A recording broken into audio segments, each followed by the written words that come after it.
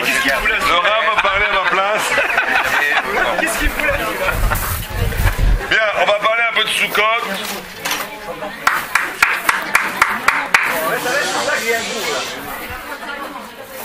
D'abord, on tient à remercier la famille Didi pour ce merveilleux accueil, pour cette très belle Soukha. Bravo.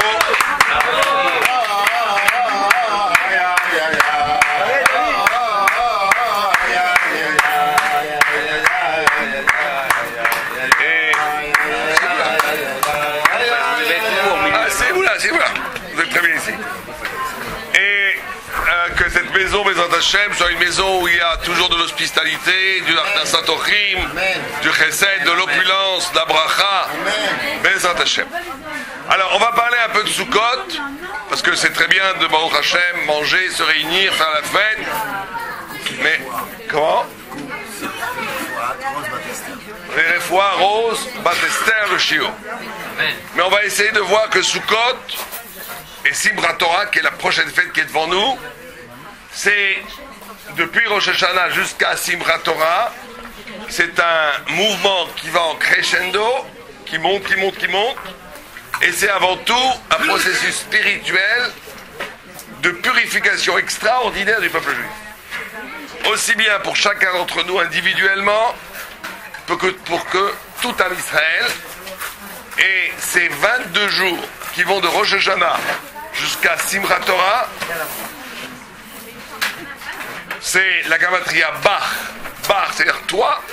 C'est-à-dire que c'est supposé nous amener à une dvekout, qu'on dit en hébreu, ça veut dire à une fusion, c'est un peu bizarre en français, mais une fusion avec Dieu extraordinaire. Et c'est un processus très précis, élaboré par la Torah, commenté par les rabbinim, qui donne à chacun d'entre nous la possibilité d'arriver à des niveaux spirituels, à ouvrir des brachot et à dénouer des nœuds que la vie malheureusement a pu nouer, et de les dénouer complètement. C'est quelqu'un qui a des problèmes, Dieu préserve, de maladie, quelqu'un qui a des problèmes économiques, des problèmes de santé, problèmes de shalom bayit, problèmes de paix familiale, etc., parents, enfants, hommes-femmes. S'il sait utiliser ces 22 jours, il est censé absolument aplanir, dénouer, purifier, c'est une renaissance.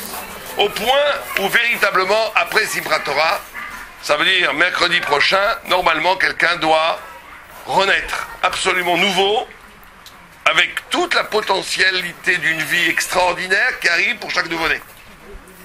Alors on va essayer de comprendre le processus. C'est un processus tellement important que c'est dommage de le gâcher. Et c'est dommage de passer les fêtes sans comprendre de quoi il en retourne. Alors avant tout a commencé par Rosh Hashanah. Rosh Hashanah, on va passer très vite, on a déjà parlé, c'est le jour où on est jugé. C'est le jour où on est jugé parce que c'est le jour où on est créé. Mais et vous savez que le temps juif, les fêtes juives, c'est quelque chose d'extraordinaire.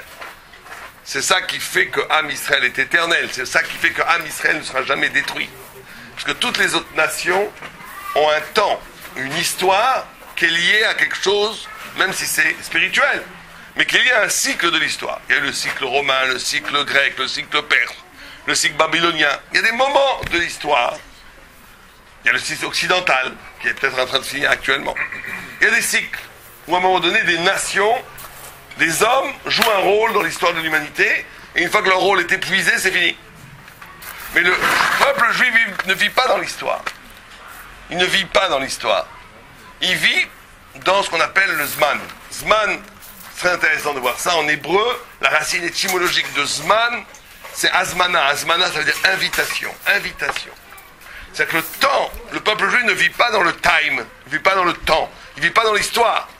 Bien sûr qu'il vit aussi dans l'histoire, mais fondamentalement, essentiellement, il vit dans un rythme du temps qui est complètement différent, qui est lié aux fêtes. Et les fêtes sont en même temps des moments qui touchent à quelque chose d'éternel, mais qui ne sont pas une commémoration. Il ne faut jamais vivre les fêtes quand on se souvient qu'à 3500 ans, on est sorti d'Égypte. On se souvient qu'en sortant d'Égypte, Dieu nous a mis les Anané à Kavod. Non. C'est une reconduction de ce qui s'est passé dans la Bible. Donc quelqu'un qui vit véritablement Rosh Hashanah, il est recréé à Rosh Hashanah. comme à Kippour, ça tout le monde le vit, ça tout le monde le comprend. À Kippour, c'est pas qu'on se souvient que Dieu nous a pardonné la faute du veau d'or. Bien sûr qu'il nous a pardonné la faute du veau d'or. Mais il nous pardonne, maintenant il nous a tous pardonné nos péchés, si on a fait tchouva. Et Sukkot, on rentre sous les ailes de la Shrina, sous une vie où Dieu est au-dessus de notre tête, il est là. Oui. Avant qu'on continue le développement, on peut dédier le cours à la réfouachéma de Rose, Baptistère. On l'a dit. On a déjà fait. Ah, mais On vient de le faire. Rose Baptistère, on va le refaire alors, les réfouachéma de Rose Baptistère. Très bien, pas de problème. Et donc, on va commencer par le début, on va aller très très vite, parce que je vais arriver rapidement à Sukkot et à Simchat Torah. À Rosh Hashanah, on a dit, on est jugé. Pourquoi est-ce qu'on est jugé? Pachout, parce que Dieu va nous recréer. Et donc, il nous juge pour savoir si ça vaut le coup qu'on soit créé. C'est ça qu'on a tous passé à Rosh Hashanah. Vous savez que quand Dieu a créé l'homme, il a convoqué des anges. À certains anges, on dit, crée l'homme. L'homme est magnifique, il faut créer l'homme. L'ange de l'amour a dit, crée l'homme, il est capable de faire l'amour. L'ange de la vérité a dit surtout, ne crée pas l'homme, il est cool au sheker, il ment tout le temps. L'ange du shalom a dit, ne crée pas l'homme, il est cool au ktata. Il se bagarre. Bon, Baruch Hashem, il y a la paix universelle, je ne sais pas comment Rabbi David Blanc il a fait ça. Il y a la paix, Baruch Hashem. Mais que ça continue, mais normalement, il y a la guerre. Quand il y a des juifs, il y a la guerre. Mais là, Baruch Hashem, vous avez échappé à la règle. Et donc l'ange de la paix a dit, surtout, crée pas l'homme, c'est la guerre. L'ange de la Zdaka a dit, crée l'homme. L'homme est capable de faire la Zdaka. Bon, et au milieu de la discussion, Ibaré, Alibaré, Ibaré, Alibaré. Imaginez dans le ciel des milliers d'anges qui disent, Ibaré, crée l'homme. Des milliers d'anges qui disaient, Alibaré, ne crée pas l'homme. Et au milieu de la discussion, Dieu a dit, pourquoi est-ce que vous discutez? J'ai déjà créé l'homme. Tout le monde pose la question, pourquoi est-ce que Dieu suscite une discussion s'il a déjà créé l'homme? Et le Maharal de Prague répond deux choses très très importantes pour nous, pour comprendre. Il dit parce qu'en vérité, la discussion continue jusqu'à aujourd'hui. Jusqu'à maintenant. Ibaré, Alibaré. L'homme, contrairement aux anges, contrairement aux choses, contrairement aux montagnes, aux fleuves, toutes les choses, Dieu a créé que c'était valable de les créer. Dieu a décidé que c'était valable de les créer. Si tu décides qu'une chose est valable d'être créée, la chose n'a plus de liberté. On a déjà décidé pour elle que ça va le coup d'être créé. Donc il ne peut plus rien faire de sa vie. Dieu a créé l'homme dans une indécision. Et qui va justifier la création de l'homme ou pas? Qui? L'homme lui-même. Tu fais une mitzvah, magnifique. Tu fais une avéra, affreux. Donc la première chose dans ce mouvement de purification, de renaissance, c'est de reconsidérer sa vie. Ça veut dire qu'on doit, c'est la première étape, il faut considérer qu'on n'est pas fini. Si quelqu'un considère qu'il n'a plus d'avenir spirituel, qu'il est comme il est, qu'il ne changera jamais, que ses défauts c'est ses défauts, que ses qualités c'est ses qualités, et que c'est fini, basta, il a complètement détruit le sens de sa vie. Et donc la première chose qu'on doit faire, chacun d'entre nous, c'est de faire un inventaire, carrément un inventaire, de ne pas avoir peur de prendre un cahier, de dire voilà mes points forts, mes points positifs, mes points négatifs, j'ai du bien, j'ai du mal, et je vais mettre toutes ces choses-là au service de Dieu en décidant de faire le maximum pour que le bien triomphe sur le mal. Ça c'est Rosh Hashanah, c'est Kippour, c'est ce qu'on a vécu pendant ces 10 jours-là. On est arrivé à Kippour, il y a eu une sorte de purification extraordinaire, où on a été purifié par Dieu, une tahara. On a été vraiment si on a fait un peu de tchouva, Dieu a jeté sur nous une mer d'amour, un océan de tendresse, qui nous a tous purifiés, lavé de tous nos péchés pratiquement. Et la conscience qu'on doit avoir à ce moment-là, et c'est une conscience très difficile, très très difficile, c'est la deuxième étape, c'est que à Kippour qu'on peut arriver véritablement à cette compréhension, c'est que si je vous demande qu'est-ce qui est le réel, qu'est-ce qui est réel dans la vie, qu'est-ce que vous répondrez? Des actions? Bon, je pense que c'est des... Ouais. Des actions en bourse ou des bonnes actions? Ce que l'on voit, vous allez dire. La matérialité. La matérialité, le pouvoir, le politique, l'argent, je sais pas moi, tout ça c'est des choses réelles. La Torah, les prières, les mitzvot qu'on a faites, c'est abstrait. C'est pas des choses qu'on voit vraiment. Or, en vérité, ce qu'il faut comprendre à Kippour, et pendant cette période, c'est que c'est exactement le contraire qui est vrai. Une fois, il y avait Rabbi Yoshua ben Levi. Vous savez que Rabbi Yoshua ben Levi était un très grand rabbi. Un jour, il est mort d'une crise cardiaque dans le Beth Amikdash. Mais il n'est pas vraiment mort parce qu'il est revenu à lui. Et quand il est revenu à lui, ce fameux Rabbi Yoshua ben Levi, la première chose qu'on a demandé, on dit, qu'est-ce que tu as vu? Qu'est-ce que tu as vu? Au monde futur, qu'est-ce que tu as vu?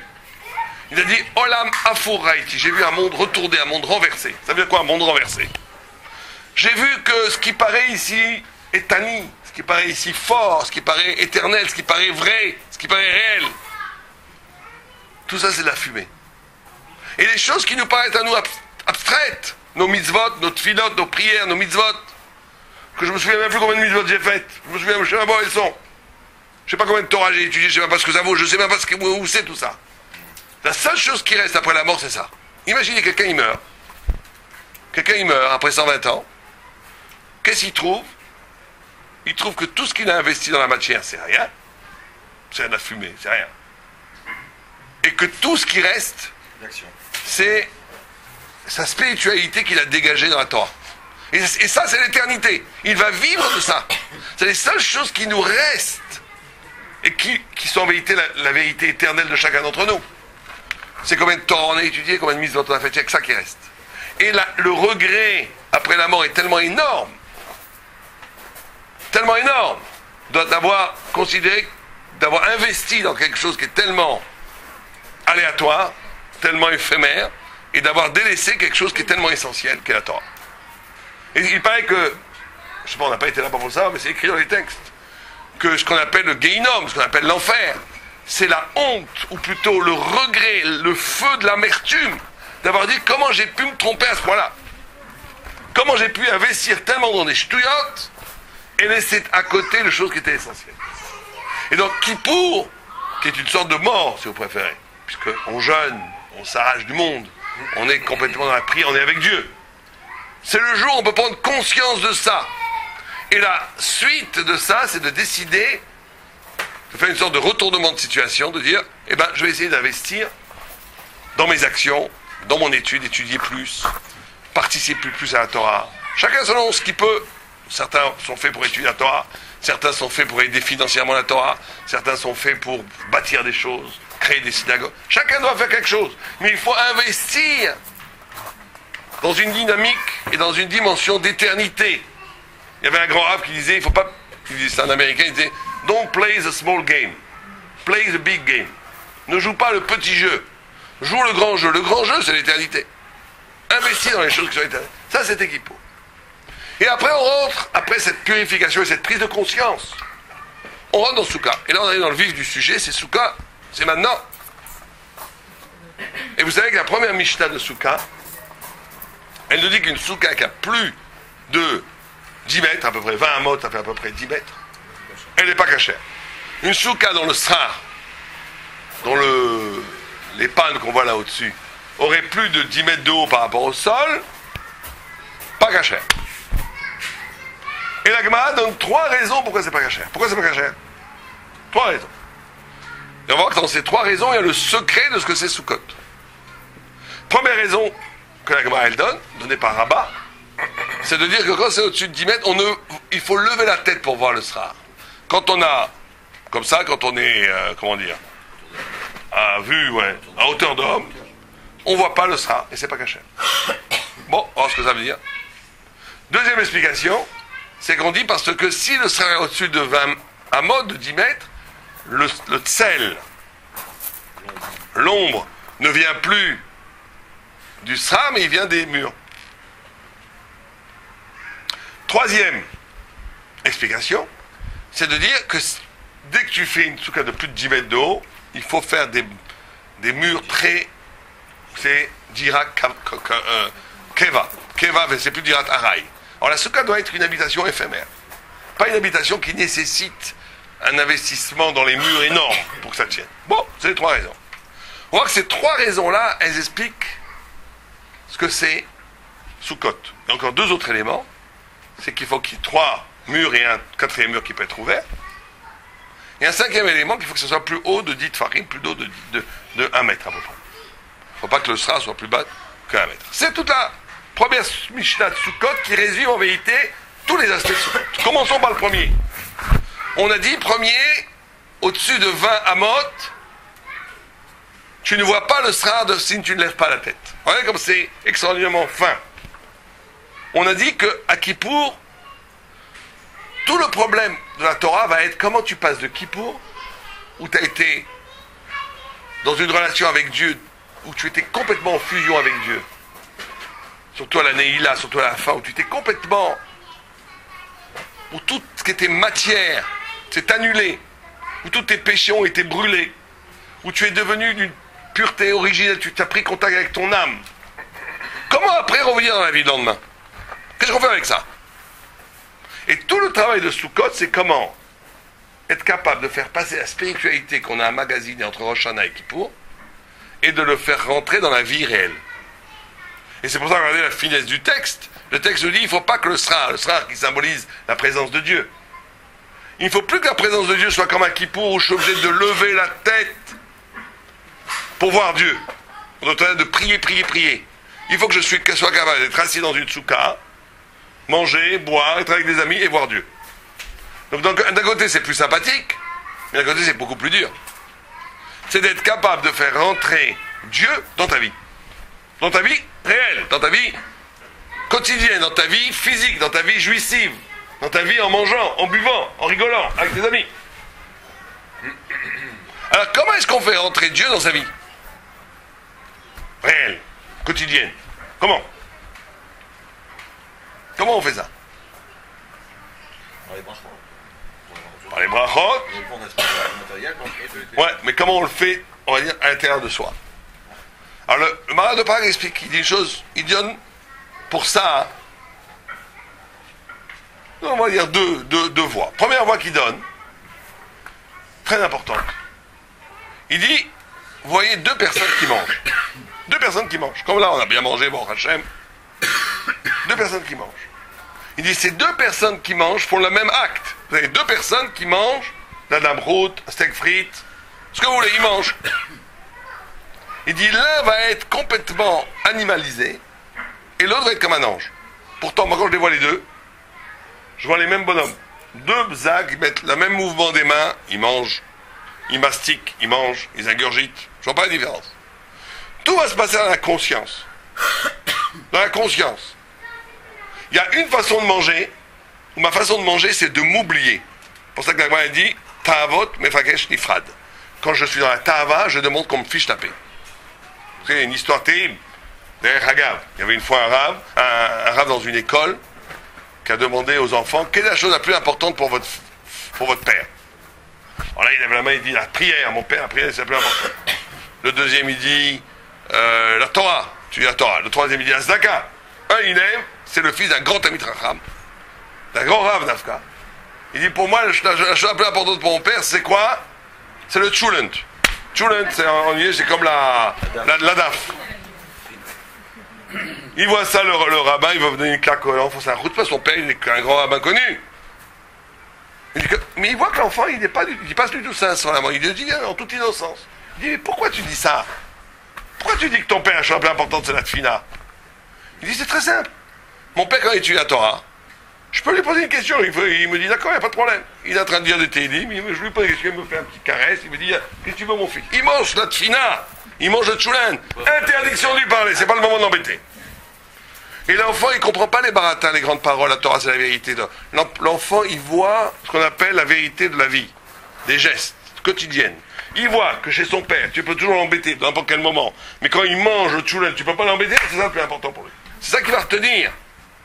Il ne va pas retenir les grands discours de moralisateurs édifiants et lénifiants. Il va retenir qu'on ne pouvait pas embêter son père quand il mangeait le tchoulen.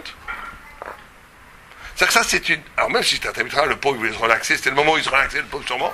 Mais en tous les cas, c'est l'idée qu'à un moment donné, quand je mange, je veux redevenir... J'ai besoin de me lâcher. Ça, c'est très négatif. C'est-à-dire que la matière, quand je prie, j'étudie, je suis avec Dieu. Quand je mange, je me fiche taper. Je suis avec mon corps, avec l'animal qui est en moi. Il y a une deuxième façon de manger. c'est que chaque fois que je mange, j'ai un plaisir. Il y a un plaisir. Et ce plaisir-là, je dis qu'il est connecté. Je dis, qui me donne ce plaisir? Imaginez, voilà, on a fait le cocktail là, on mange. Chaque bouchée que je reçois, chaque plaisir, je dis, mais qui me donne ce plaisir? Hachem. Bravo. Bon, il y en a qui vont me dire, ça va me gâcher le plaisir si chaque seconde je me dis que c'est Hachem qui donne le plaisir. Mais quelqu'un qui est un peu spirituel va dire, il va prendre conscience que Dieu lui donne ce plaisir.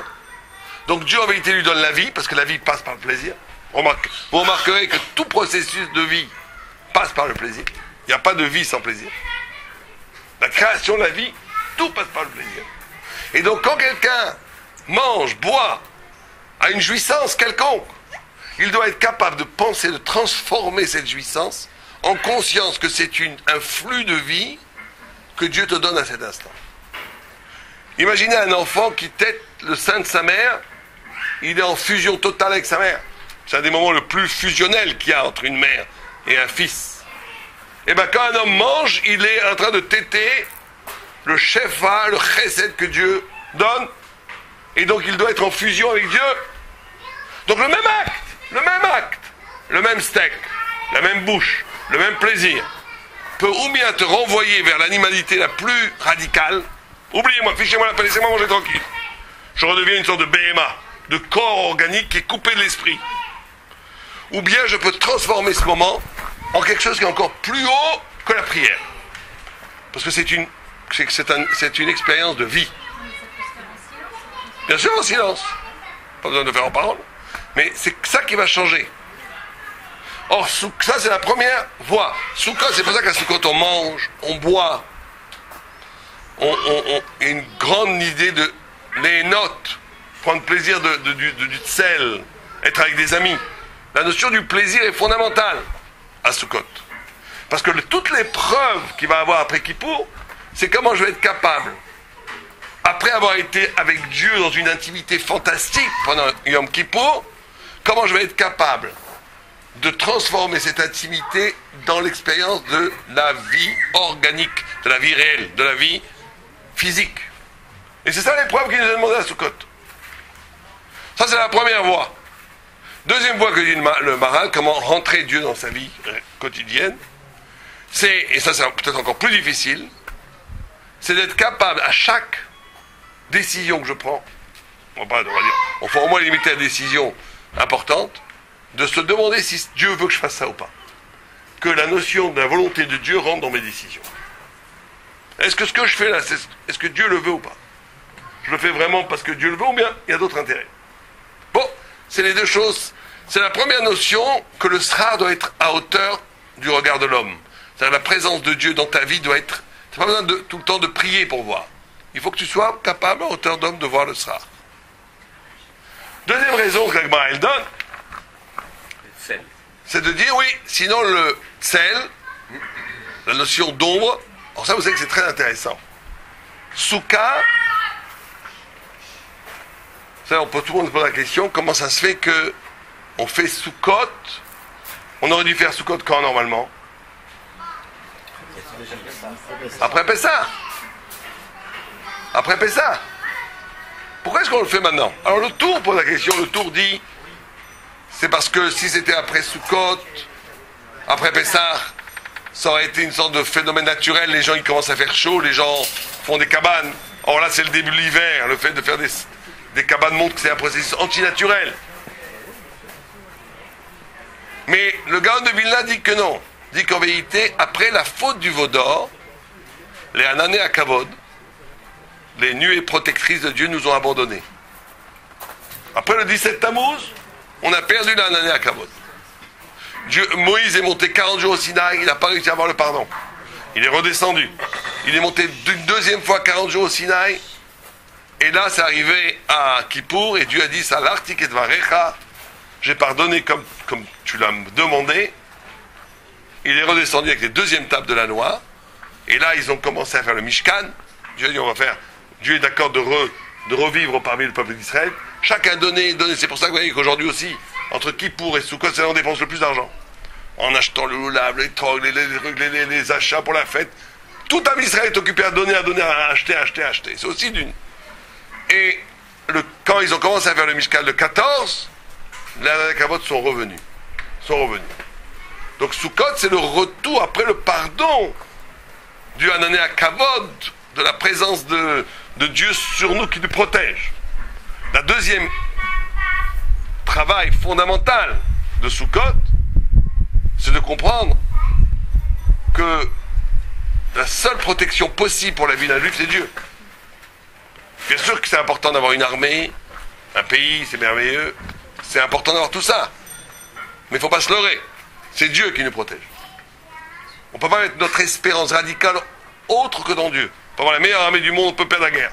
On peut avoir la pire armée du monde, si Dieu est avec nous, on gagnera la guerre. La notion que Dieu nous protège, c'est Dieu, c'est Sra, c'est lui. Or, vous savez que Souka, c'est très intéressant dans ça. La Nané Kavod, on dit que les Nané Kavod qui étaient au-dessus du peuple juif pendant 40 ans, étaient capables de nous donner une vision des choses où on voyait des choses, on disait qu'on voyait même le vin à l'intérieur des Chavit.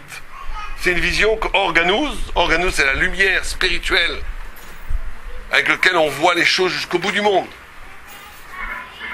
Or, Nané Kavod, on voyait les choses en essence. Or, Souka, en hébreu, ça veut dire aussi Iska. Iska, ça veut dire regard, voir. Or, pourtant, le Sra, il cache, il voile, il fait de l'ombre. Or, Souka, ça veut dire lumière. C'est pareil avec l'Anané Kavod. Anané Kavod, il couvrait, faisait de l'ombre, mais en même temps, il révélait. Donc, il y a une sorte d'ambiguïté où l'ombre, en donnant de l'ombre, ça nous révèle des choses. C'est une sorte de paradoxe, une sorte de dialectique. Pourquoi en couvrant, en cachant, on voit mieux, on voit plus. C'est le deuxième élément de Souka. Ça veut dire quoi? Ça veut dire que si on voit les choses, on accepte de voir les choses que comme elles sont. Si on a une vision claire du monde tel qu'il est, comme on le voit maintenant, si on n'est pas un peu dans l'ombre, si on est en pleine lumière, tout est parfait, j'ai tout compris, tout est rationnel, tout est impeccable, eh bien on ne peut pas voir l'intérieur des choses. Ça s'appelle Aïn Be'aïn. Voir l'œil dans l'œil. Voir un regard plus profond que l'évidence des choses. Et c'est extraordinairement fin ce que la Gemara nous dit. Elle nous dit justement c'est parce le fait que le tsel, que le sra amène de l'ombre, qu'à partir de cette ombre elle-même se révèle une lumière beaucoup plus grande que s'il n'y avait pas eu cette ombre. Ça veut dire que Souka, c'est le moment où, après Kippour, on est capable de perturber un peu le regard banal, évident des choses, et en couvrant ce regard banal et évident des choses, on va découvrir une deuxième dimension beaucoup plus profonde, qui n'est pas évidente, qui passe par une sorte de confusion, pour arriver après à une compréhension plus profonde. En d'autres termes, la deuxième chose qui nous est demandée, la première, on l'a dit, c'est de traduire la vie, faire entrer la présence de Dieu dans la vie, dans le plaisir, dans l'existence. La deuxième, c'est d'être capable de reconsidérer nos idées. On a chacun une façon d'organiser le monde tel qu'il le conçoit.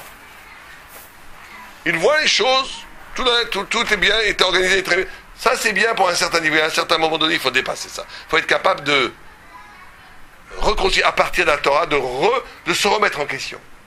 Et même si cette remise en question amène une sorte d'ombre, comme le tsel, amène une certaine confusion, elle est le garant d'une renaissance intellectuelle où tu vas comprendre des choses plus profondes. Vous savez que quand Dieu a créé le monde, il a créé le monde à partir d'un système qui s'appelle Tohu, Bohu, Yetzira. Tohu veut dire confusion, étonnement. Bohu veut dire confusion. Yetzira veut dire création.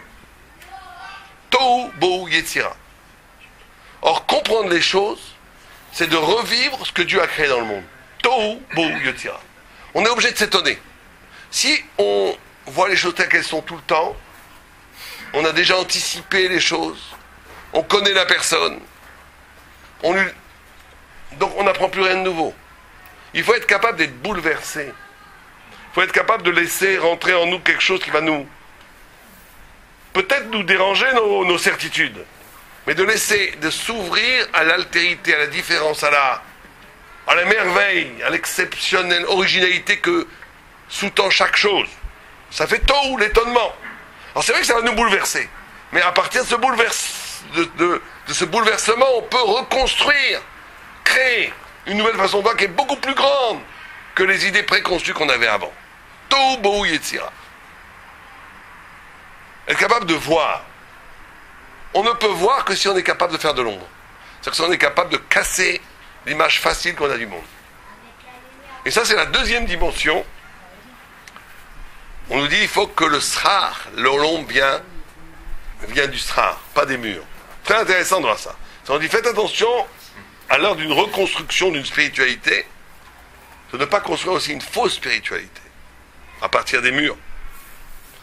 C'est pas la vraie spiritualité. Ça doit venir du srar. Si on construit une soukha dont les murs nous apportent le... C'est pas... Alors quelqu'un peut vivre une vie de Torah sans que ça soit jamais la Torah. Dieu préserve. Non, allez, nous. Quatrième, c'est la notion d'éphémère. Il faut que les murs soient éphémères. Alors là, cette notion d'éphémère, c'est pas simplement de comprendre que la maison, c'est la matière, on sort de la maison. C'est vrai tout ça, ce que tout le monde dit, c'est vrai. Il faut sortir de la matérialité pour entrer sous la soukha, qui est bon, spirituelle, c'est vrai. Mais ça va beaucoup plus loin. Le même Rabbi Yehoshua ben Levi, on en a parlé tout à l'heure, il y a une histoire extraordinaire avec lui. Lui, il parlait toujours du Satan. Vous savez que la Gemara dit que le Satan, l'ange de la mort, et le Yetzer Hara, c'est le même. C'est le même ange. On dit que le Satan, comme d'où le mot français, quel mot français vient de Satan? Non, à part Satan. Quel verbe français vient de Satan? Hein? Quelqu'un sait? À part satanique. Je parle d'un verbe un peu caché. Inciter. Inciter. L'incitation. Pourquoi est-ce qu'Agma elle dit le Satan il est massite, incité? Il incite à faire la faute. C'est un roublard. Il nous incite à faire la faute. Une fois qu'on a fait la faute, il monte au ciel, il met 4 règles, il accuse. C'est le Satan. Et après, Dieu lui donne la permission de venir nous tuer. Quand on dit nous tuer, c'est pas juste nous tuer, ça peut être nous enlever de la santé, nous enlever de la bracha, nous enlever... C'est un cycle, c'est le cycle du Satan. Alors tout le monde déteste le Satan. Mais Rabbi Yehoshua ben Levi, chaque fois, il parlait très bien du Satan. Il disait le Satan, c'est un brave soldat de Dieu, c'est très bien ce qu'il fait, sans lui, il n'y aurait pas de liberté, donc sans lui, il n'y aurait pas de mérite. Donc il faut lui dire merci. S'il n'y avait pas de Satan, on n'aurait pas de mérite, donc il n'arrêtait pas de dire du bien du Satan. Alors un jour, le Satan, il est descendu, il a été rendre visite à Rabbi Yehoshua ben Levi. Il lui a dit, tu as été trop sympathique avec moi, tu es le seul, tout le monde crache sur moi, toi au moins, tu es le seul qui parle sympa avec moi. Demande ce que tu veux, je suis prêt à te donner ce que tu veux. Il n'a pas demandé l'argent, il n'a rien demandé, il a dit, je veux voir le paradis. Je veux voir le paradis. Il dit, pas de problème, monte sur mon dos. Il dit, oui, non, mais je monte pas sur ton dos tant que tu ne m'as pas donné ton épée. Parce que ton couteau, parce que toi je te connais, tu ne pourras pas t'empêcher de me tuer si on est trop près du paradis. Il lui donne son couteau. Pendant ce temps-là, personne mourait. Puisqu'il ne pouvait plus tuer personne. Et donc, le Satan prend, imaginez Rabbi Yehoshua ben Levi sur le dos du Satan, en train de monter, voler dans les airs. Bon, c'est des choses spirituelles, mais il arrive, il voit le paradis, mais il n'avait pas le droit de rentrer dedans. Il est aux abords du paradis. C'était comme croisière, vous voyez, au bord de l'île, mais on ne rentre pas dans l'île. Et quand Rabbi Yehoshua ben Levi voit le paradis, il trouve ça tellement sublime qu'il saute en l'air, entre le néant et le paradis, et il s'accroche entre le néant et le paradis. On a un gros problème. Rabbi Yehoshua ben Levi est entre le néant et le paradis. Et Dieu dit, qu'est-ce qu'on fait avec ce bonhomme? On demande à Dieu, qu'est-ce qu'on fait? Dieu dit, s'il n'a jamais menti, s'il n'a jamais déformé ses propos, si ce qu'il a promis, il l'a toujours fait, s'il n'a jamais promis quelque chose et ne l'a pas tenu, s'il n'a jamais déformé même un tout petit peu ses paroles, qu'il rentre vivant au paradis. Mais si un jour il a un tout petit peu déformé, il a dit 3 jours au lieu de 4, qu'il retourne sur terre. Ils ont vérifié depuis la bar mitzvah jusqu'à maintenant, pas un mot déformé. Rabbi Yehoshua ben Levi, c'était la vérité absolue. Il rentre vivant au paradis. Il marche. Et qui c'est qu'il rencontre? Rabbi Shimon bar Yochai, assis sur une table, un tabouret en or, devant une table en or, avec 13 tabourets autour. Bon, tout ça, a une symbolique kabbalistique très profonde, les 13 tribus, l'or. Et Rabbi Yoshua ben Levi, et Rabbi Shimon Bar Yochai le voit, il dit, c'est toi qu'on appelle Yoshua ben Levi? Même au paradis, il connaissait, tellement c'était un tzaddik. Il dit, oui. Il dit, est-ce que tu as vu l'arc-en-ciel? Tu as vu l'arc-en-ciel de ton vivant? Alors vous savez que si il y a un tzaddik absolu sur terre, il n'y a pas d'arc-en-ciel. Si on voit un arc-en-ciel, c'est qu'il n'y a pas de tzaddik absolu. Pourquoi? Parce que chaque fois qu'on voit un arc-en-ciel, c'est que Dieu veut détruire le monde. Et comme il a fait la promesse à l'époque de Noach, où il a dit « Je ne détruirai plus le monde », et le signe que je ne détruirai plus le monde, c'est cet arc-en-ciel.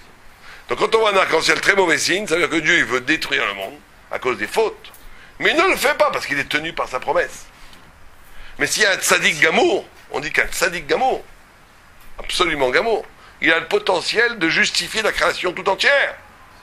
Il y a des textes terribles qui disent que le monde est créé que pour le tzaddik, que tous les autres qui tournent autour, business, la bourse, tout ce qu'ils font, à droite, à gauche, les voitures, tout ça c'est que pour donner un espace vivant au tzaddik. Et Rabbi Yoshua ben Levi n'avait jamais vu l'arc-en-ciel, puisqu'il était tzaddik gamour. Mais regardez dans ce cas, si maintenant il est devant Dieu, dans le paradis, s'il dit qu'il n'a jamais vu l'arc-en-ciel, qu'est-ce qu'il dit en vérité en disant ça? Il dit je suis tzaddik gamour. Or lui il ne veut pas dire ça, parce qu'il est un âme, il est humble. Donc qu'est-ce qu'il dit? J'ai vu l'arc-en-ciel, il a menti. Et Rabbi Shimon il dit tu n'es pas Yoshua ben Levi, va-t'en, retourne. Et comme Rabbi Shimon Bar Yochai il a une force, il est retourné sur terre. Et c'est à ce moment-là où il est revenu au paradis. Parce que quand il était, pendant toute cette période, il était dans le Beth Midrash, il y avait des étincelles sur son front.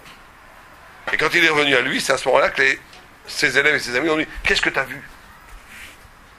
C'est un texte incroyable. Voilà un homme qui n'a jamais menti toute sa vie. Il a tellement jamais menti toute sa vie qu'il n'a même pas dit une petite chose déformée. Il a toujours dit que absolument la vérité. Et la première chose qu'il fait en arrivant au paradis, c'est quoi? C'est de mentir.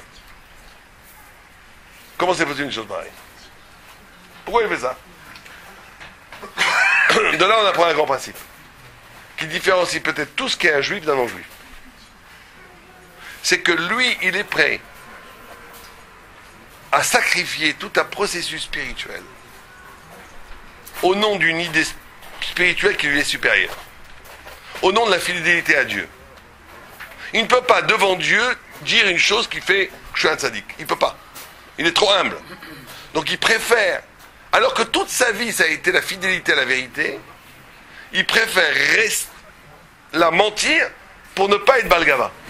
Ça ressemble un peu à Avraham Avinu. Avraham Avinu, c'était le chesed gamour, l'amour absolu. Et on lui demande de sacrifier son fils. Il n'y a pas d'acte plus anti-amour que sacrifier son fils. Yitzhak, qui était la rigueur, la loi, le din, ce qu'on appelle la gvoura, on lui demande de donner son corps, de mourir. Et les deux le font. C'est là, à ce moment-là, que naît le juif.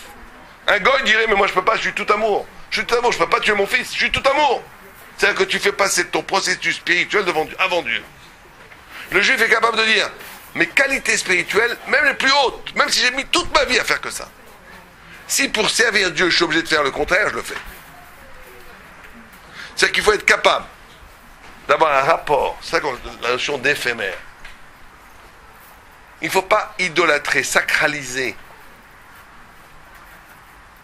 son rapport au monde, même son rapport spirituel au monde, parce qu'en vérité, en od milvado, il n'y a que Dieu qui existe. En od milvado. Tout le reste, toutes les acquisitions matérielles et même spirituelles ne sont rien quand je suis devant Dieu. Et c'est ça le deuxième enseignement, le troisième enseignement fondamental de Sukkot, c'est d'abandonner tout. Abandonner sa maison, mais pas que sa maison matérielle, abandonner même son cheminement spirituel, parce qu'en vérité, à la fin, rien d'autre ne compte que Hachem. Enod milvado. Enod milvado. Et ça, c'est l'expérience ultime de Sukkot. Et c'est pour ça qu'on va arriver dans quelques jours à un niveau le plus haut de l'année, Le plus haut d'année, ça va commencer lundi soir, dimanche soir, pardon, jusqu'à lundi soir, c'est Simchat Torah. Où là, il n'y aura plus rien. Il n'y aura plus de lulav. Vous savez, c'est la seule fête où il n'y a pas de mitzvot. Chaque fête, il y a une mitzvah. À Shavuot, il y a les deux lechem. À Kippour, il y a le vidouille. C'est à Azazel. À Oshana, il y a le shofar. Là, à Sukkot, il y a l'arba minime, la souka. Etc. Il y a tout le matzah, la matzah, Pessah. Il y a une journée, un yom tov où il n'y a rien. Qu'est-ce qu'il y a? Tu danses avec Dieu. Tu danses devant Dieu. Tu n'as plus besoin de rien. Tu es dans fusion en od milvado. Il n'y a que lui. Et il faut danser. Il faut danser comme des fous à Simchat Torah. Il ne faut pas avoir honte. Il faut danser dans le Sefer Torah. Quoi la Torah? Le lulav, on en est encore, on précise juste avant ça. On dit que les arba minimes et la souka, l'arba minime, on dit que le hétrog c'est comme le cœur, que le hadas c'est comme les yeux, que le haravot c'est la bouche, et que le lulav lui-même c'est comme la shidra, c'est comme la colonne vertébrale. Donc c'est de donner tout à Hashem Bach, de tout donner, les 22 jours, de tout donner à Dieu. Alors c'est intéressant parce qu'on dit que le hétrog c'est qui? C'est le tzaddik. C'est celui qui a le goût et qui a l'odeur. Le lulav, c'est celui qui a le goût, la Torah c'est le ben Torah mais qui n'a pas beaucoup de mitzvot. Le hadas, il a de l'odeur, il a beaucoup de mitzvot mais il n'a pas de goût, il n'a pas de Torah. Le harav, la haravot, elles ont ni goût ni c'est le rachat. Et on met tout ça en même temps. Pourquoi est-ce que... Alors, on comprend que le cœur, on dit que le cœur, c'est le tzaddik. Pourquoi le cœur, c'est le tzaddik? Parce que la seule façon, et c'est l'autre dimension, la dernière dimension où je vais arriver ici, sur laquelle il faut travailler à Sukkot, c'est qu'on ne redevient tzaddik, totalement tzaddik, que quand on est capable de renouer avec son cœur. Et ça a l'air de rien, c'est peut-être la chose la plus dure. Parce qu'on a bâti une identité, chacun d'entre nous. C'est normal. La vie est dure. Il a fallu se battre. Chacun a fait sa vie. On a des problèmes. Chacun se bâtit. On bâtit. Mais cette façon de se bâtir, très souvent, elle nous éloigne de ce qu'on est vraiment. Et vous savez qu'un vrai tzaddik, c'est pas simplement quelqu'un qui fait le bien.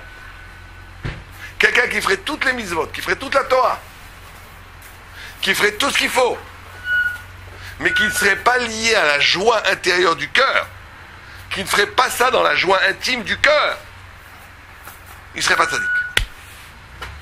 Le tzaddik, c'est celui qui est capable de refaire confiance à ses émotions, refaire confiance à ses sentiments, refaire confiance à la bonté naturelle qui est en lui. Il y a plein de gens, ils ont été trop souvent trahis, ils sont fait trop souvent abuser, très rapidement, la plupart d'entre nous. La plupart des gens, quand ils étaient jeunes, ils étaient très gentils. Et après, ils ont dit, bon, mais ça suffit, une fois, deux fois, trois fois, maintenant. Donc, eh ben, ils ne sont pas méchants, ils décident avec la tête de faire des mitzvot, Aleph, Bet, Gimel. Mais ils n'ont plus capables de laisser parler leur cœur. Et le travail qu'on doit faire, encore un des travaux qu'on doit faire à Sukkot, c'est de redevenir tzaddik comme le hétrog. Torah et bonnes actions. Torah et bonnes actions qui sont dont la pulsion première, c'est le cœur. Pas juste faire les choses parce qu'il faut les faire, mais faire les choses avec le cœur. En d'autres termes, quelqu'un qui n'écouterait que lui-même, mais qui n'inscrivrait pas ça dans la Torah, c'est nul. La chair est triste. Celui qui fait que ce qu'il a envie de faire, c'est un animal. Aucun intérêt. Quelqu'un qui ferait la Torah juste parce que c'est obligé, mais qui ne sentirait pas, c'est très bien. Mais en vérité, ça va pas très loin, parce que ça aussi c'est triste. Tu fais les choses que tu es obligé. C'est déjà un niveau, très haut niveau. Mais il y a un niveau beaucoup plus haut. C'est de faire la Torah parce qu'il faut le faire, mais tu sens au plus profond que c'est l'émancipation la plus profonde de toi, de ton cœur, de ton identité spirituelle. Tu lis la Torah à ce que tu es profondément. Ça, c'est le plus haut niveau. C'est ça la joie d'ailleurs. La joie, c'est d'être capable de faire quelque chose, parce que c'est en même temps une dimension d'éternité, de vérité, de Torah, mais c'est en même temps toi. Quand tu as les deux en même temps, tu es dans la Torah. Ça, c'est la dimension du hétrog. Après, on dit que les yeux, Les yeux, c'est celui qui a la bonne odeur, les mitzvot, mais qui n'a pas l'intériorité, qui n'a pas l'étude de la Torah. C'est aussi une dimension en nous, c'est-à-dire qu'il y a une dimension des yeux, c'est, bien entendu, des yeux, c'est superficiel. C'est les choses, voir les choses. La bouche, on dit que c'est le rachat. C'est intéressant de voir que la bouche, et là on nous apprend, la bouche c'est le rachat. La shonara, que la bouche, tout le mal est fait avec la bouche. Fondamentalement, quelqu'un qui... La bouche, c'est le lieu même du Gehinnom. Le lieu même du Gehinnom. Pas que parce qu'on fait du shonara. Parce que quand quelqu'un il fait une avéra avec le corps, ça va pas très loin. C'est très grave, c'est très mal. Mais ça va pas très loin.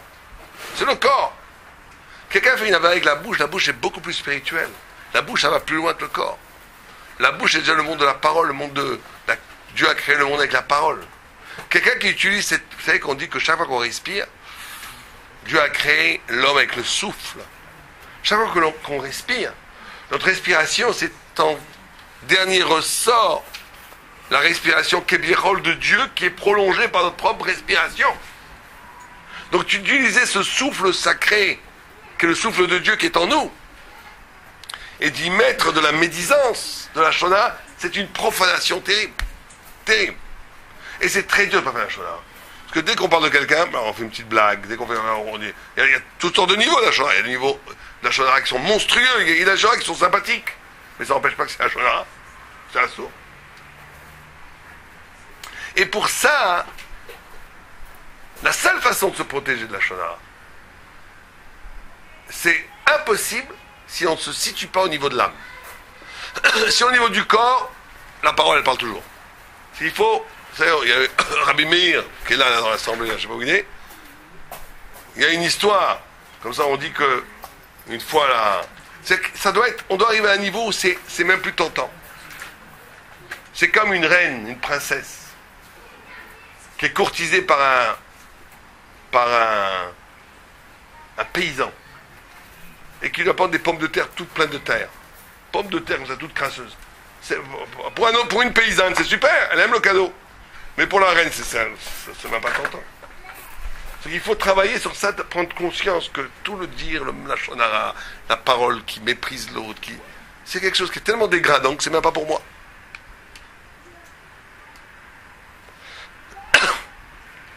Et la colonne vertébrale. C'est quoi la colonne vertébrale? Celui qui n'a pas d'odeur mais qui a du goût, c'est l'étude de la Torah.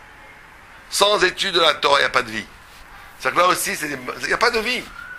C'est impossible d'échapper à la maîtrise du socio-culturel, pour parler avec des grands mots. C'est-à-dire que la colonisation des esprits par la société matérialiste qui nous entoure. Et donc de devenir tous des gentils marim, comme on dit en français. Ça veut dire de devenir des gens qui pensent comme la presse pense, comme la radio pense, comme la télé pense. Comme tout le monde pense, et répété, vous avez 50 millions de paroles de gens qui parlent, qui disent la même chose. Pourquoi? Parce qu'ils ont lu les mêmes journaux, la même télé, la même publicité. 3-4 milliards de personnes qui pensent la même chose. On ne peut pas échapper à ça. La seule façon d'échapper à ça, c'est la Torah.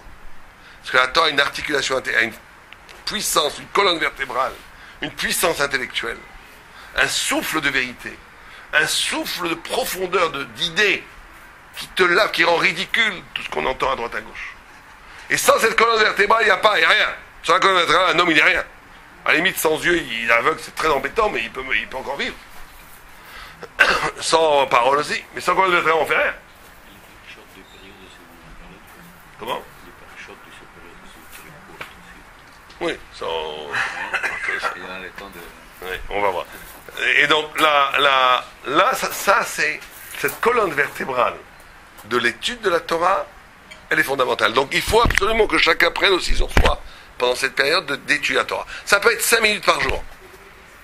Et mesdames, vous devez essayer de pousser vos maris à étudier la Torah. Il ne faut pas trop l'embêter, votre mari. Mais au moins lui dire, l'aider, pas l'engueuler qu'il étudie, mais de le pousser, de lui donner envie à étudier.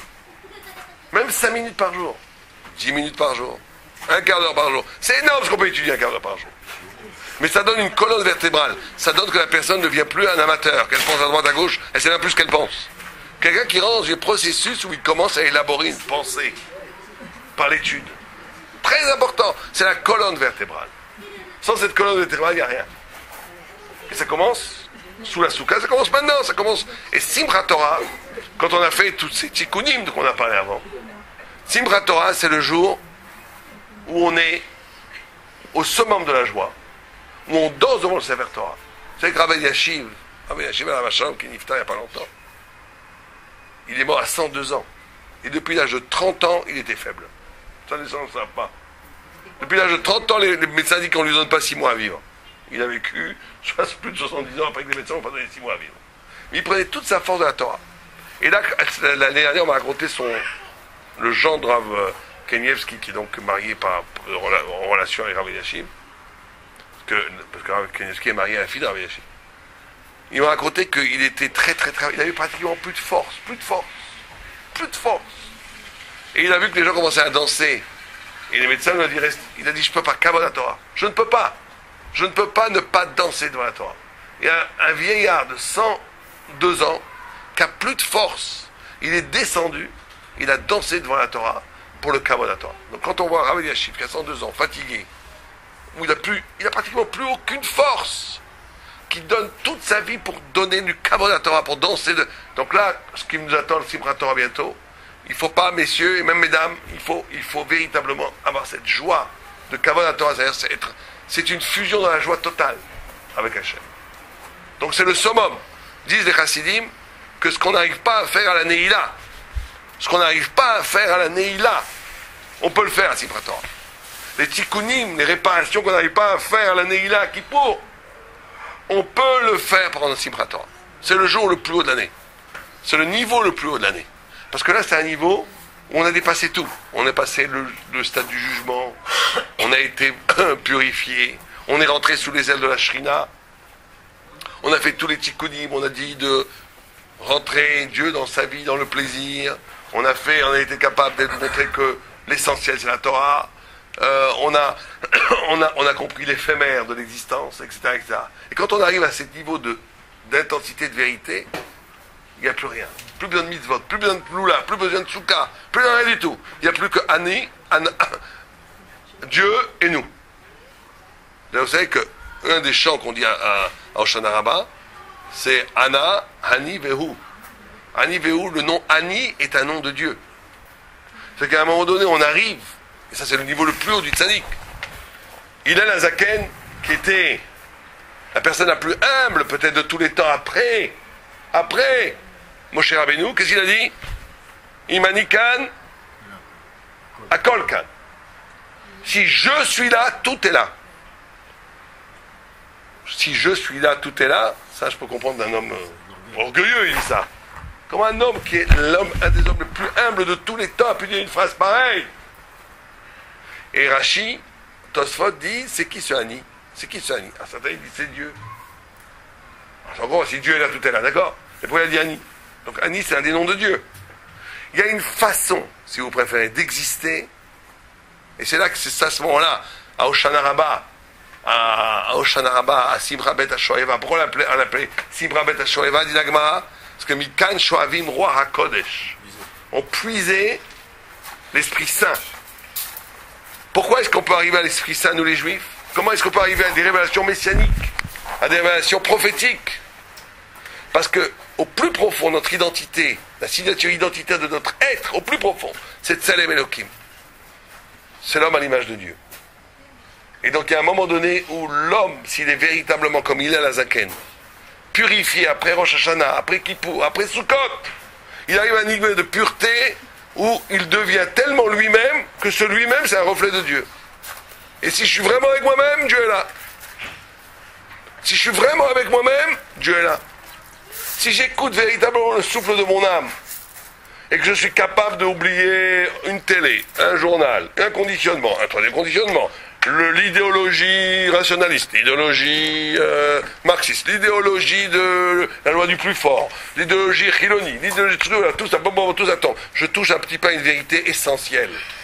J'arrête d'être un petit soldat de l'idéologie communautaire qu'on nous ramasse tous les jours, qu'on nous radote tous les jours. Et je suis capable un tout petit peu, et chacun, on n'a pas besoin d'être religieux pour ça d'ailleurs. Un non-religieux peut y arriver. S'il arrive à un moment donné à une vérité d'écouter le souffle de l'infini pouvoir divin qui est en lui. Imani kan akol kan. Et ça, c'est le secret de Simchat Torah.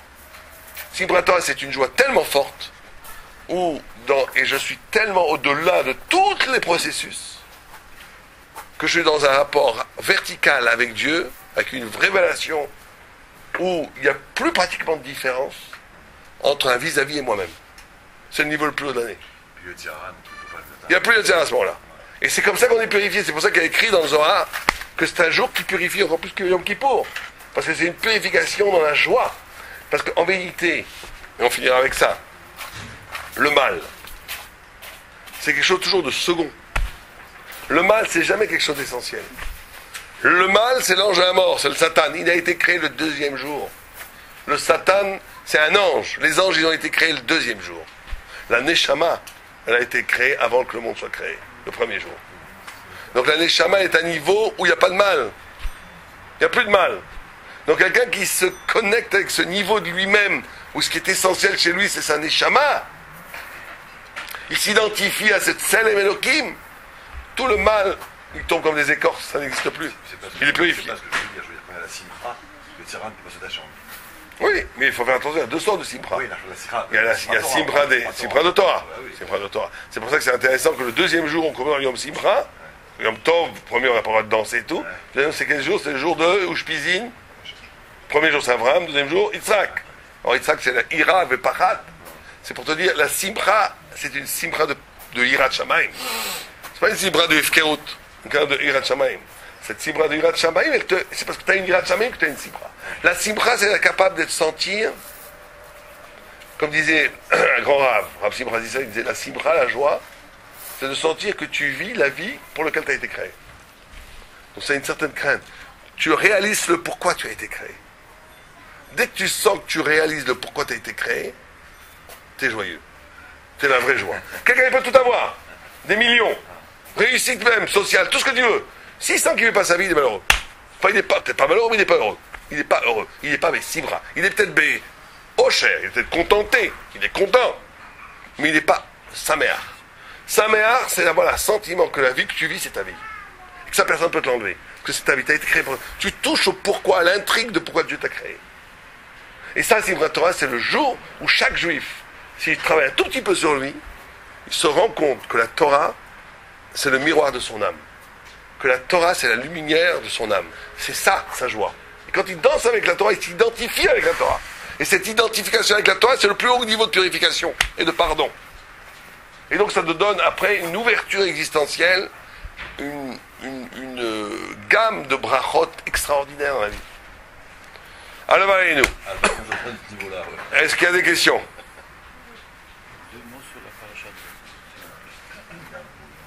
Ça, je vous le dirai après en privé. Oui, allez-y. Pour vivre pleinement, en fait, ça être dans cette plénitude, en fait, l'automne, la dame nous adorait. Donc, on arrive à un âge de maturité et on passe sa moitié. Donc, effectivement, tout est beau, on est content, comme vous dites, mais il manque cette dimension de joie, complète en fait, shléma bête. Et au niveau de quand il y a quelque chose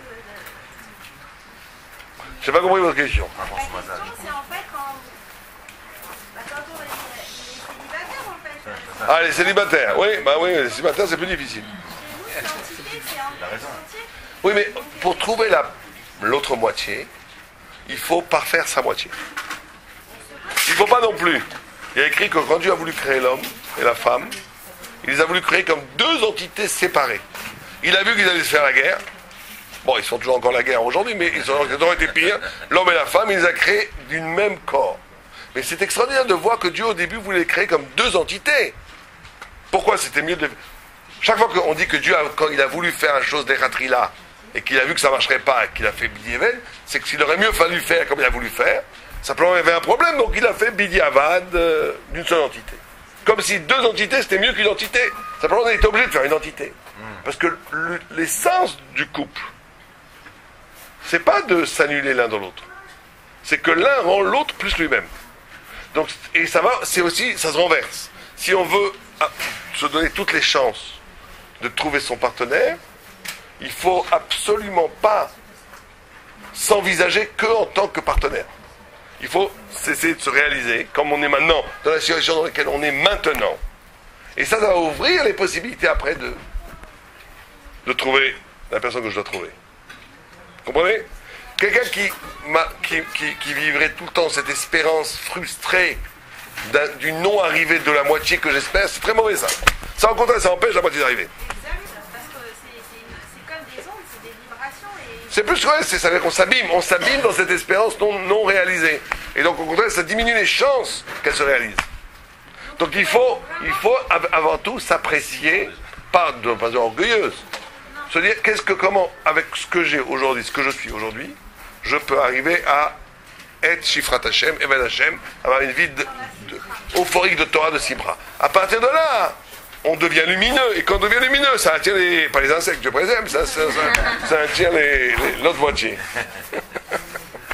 Est-ce qu'il y a d'autres questions?